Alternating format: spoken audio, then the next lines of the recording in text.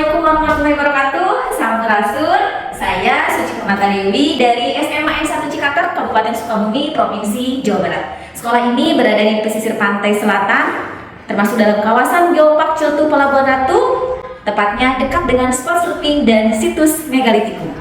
Pada kesempatan kali ini, saya akan berbagi praktik baik implementasi kurikulum Merdeka pada pembelajaran diferensiasi dengan alur cuan berbasis digital untuk mata pelajaran ekonomi topik akuntansi kelas 12. Untuk alur yang pertama yaitu dari C, cari dan gali informasi. Di sini saya akan mengecek fasilitas sekolah yang dapat saya gunakan dalam pembelajaran. Kemudian pada tahun ajaran baru, saya biasanya mengadakan kesepakatan kelas untuk dapat mengetahui kelas impian para peserta didik dengan menggunakan media Padlet. Di sana saya memberikan pertanyaan pemantik agar para siswa dapat memberikan informasi kelas impiannya.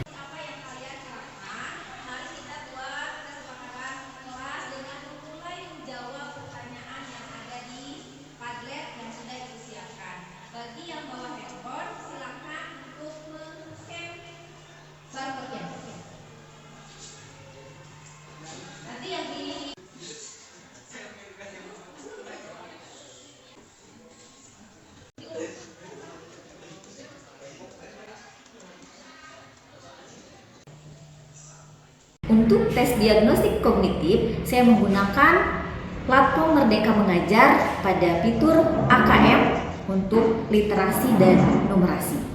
Untuk tes diagnostik non kognitif, saya menggunakan aplikasi Google Form yang interaktif. Di sana saya menyediakan beberapa pertanyaan berupa bacaan dan gambar-gambar yang menarik.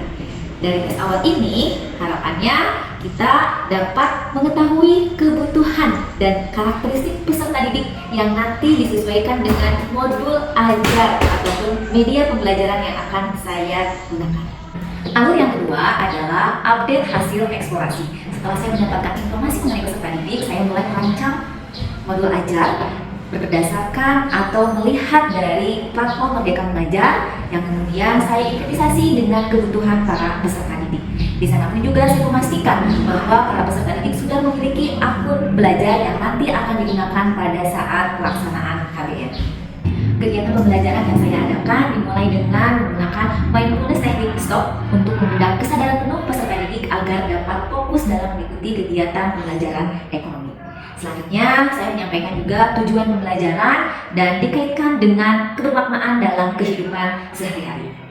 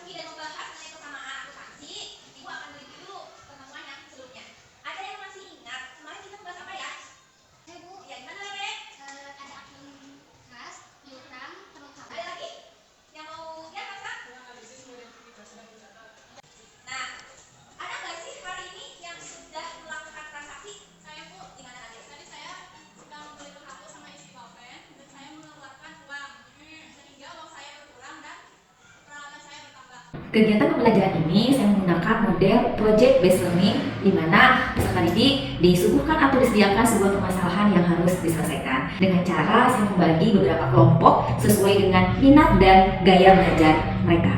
Untuk konten materi, saya berusaha menyediakan yang bervariasi. Saya mengambil dari platform Merdeka Belajar, kemudian dari buku Kemendikbudristek. Di sana para peserta didik dapat mempelajari materi dengan melihat video, kemudian membaca dari e-book, dan saya bebaskan para peserta didik untuk mengeksplor berbagai sumber yang dapat dipercaya. Untuk proses pembelajarannya, saya membersamai mereka, kemudian saya membantu mereka apabila ada kendala, dan saya membebaskan mereka untuk mengerjakan, boleh menggunakan berbagai aplikasi, misalnya Canva, Google Sheet, Google Slide, di mana mereka dapat bekerja sama dan berkolaborasi menggunakan Chromebook atau gadget yang mereka bawa dengan berbagi link. Kemudian untuk alur A, yakni assessment atau penilaian, saya mempersilahkan kepada setiap kelompok untuk mempresentasikan di depan kelas hasil kerjanya, bisa berupa pendapat, analisis, dan hasil perhitungan. Kemudian peserta didik yang lain boleh memberikan pertanyaan dan sanggahan. Tidak lupa juga saya memberikan apresiasi kepada para peserta didik yang sudah mampu menyampaikan hasil kerjanya.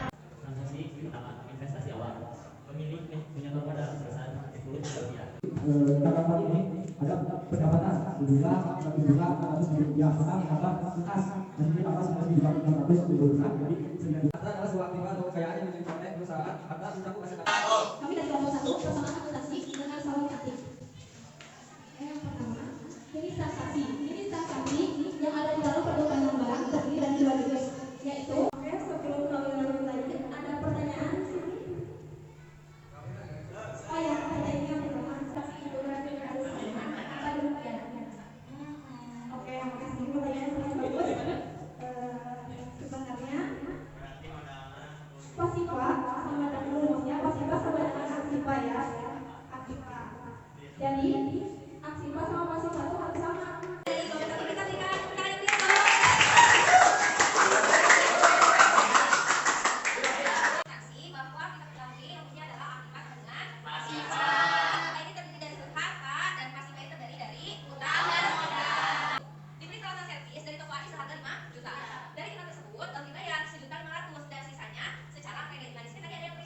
Untuk asesmen individu, saya pun menggunakan quizzes, di mana saya akan melihat sejauh mana kemampuan para peserta didik dalam memahami materi yang sudah dipelajari. Yang terakhir, alur N, yakni refleksi dan tindak lanjut. Di sini saya dengan peserta didik menyimpulkan hasil pembelajaran hari ini, kemudian melakukan refleksi dengan teknik 4M.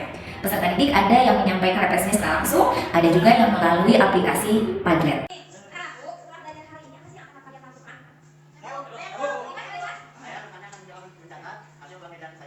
Tidak lupa juga saya memberikan atau mengingatkan peserta didik untuk dapat memperkuat materi yang sudah dipelajari pada aplikasi Google Classroom. Di sana saya sudah mempersiapkan beberapa materi dan latihan soal yang bisa digunakan oleh para peserta didik, dan serta ada literatur yang bisa mereka gunakan untuk materi pada pertemuan yang akan datang.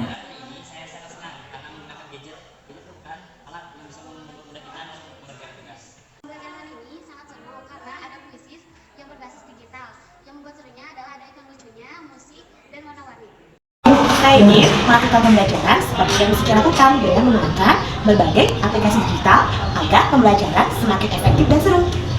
Saya sangat terinspirasi dengan pembelajaran yang dilakukan oleh Suca dengan menggunakan teknologi berbasis digital. Pokoknya luar biasa.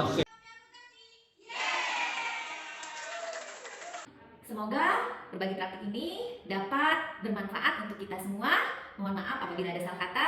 Terima kasih. Wassalamualaikum warahmatullahi wabarakatuh. Salam Merdeka Belajar.